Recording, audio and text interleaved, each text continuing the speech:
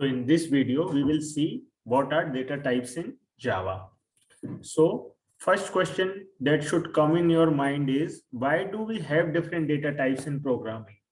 Because we can store anything in having only one data type, right?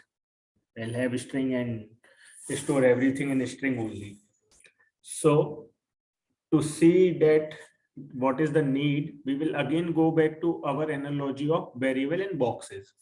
So variable is the container to hold data. Box is container to items in real life. Okay. And variables can store different data at different times. Similarly, boxes can also store different items at different times. Example would be, see here in this example, int count is storing 0 at this point, and at very next line count is storing 1.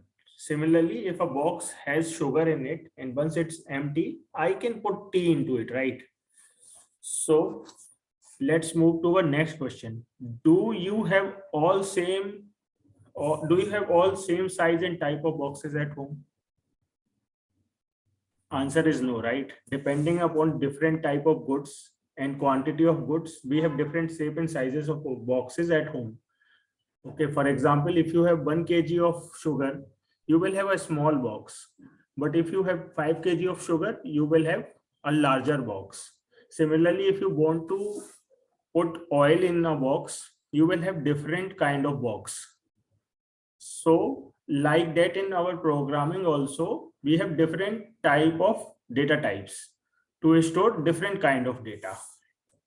So in previous session of variables, we had an example, right? Int count. So here this type is nothing but the data type of this count variable. So for simplicity, we will only learn 5 data types in this video. And as we move forward, we will learn more about data types.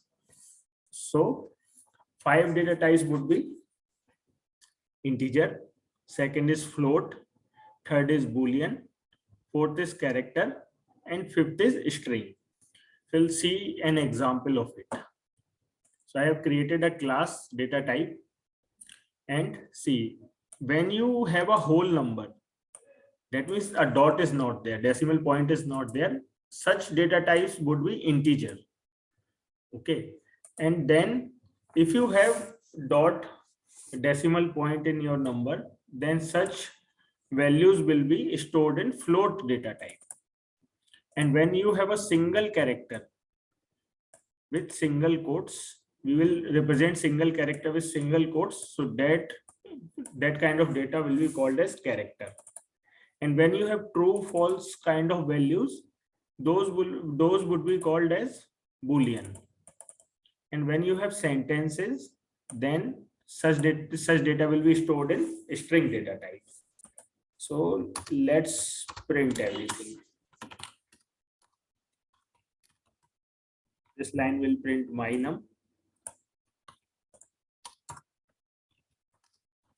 my float num,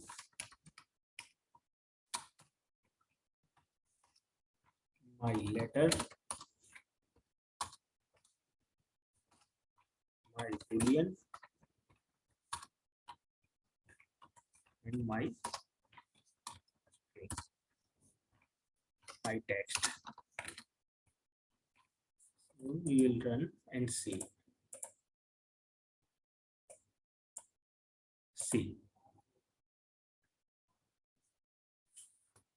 So as we move forward, we will learn about more data types in detail, but for time being and for simplicity, we will learn these 5 only, because these are most frequently used data types in Java.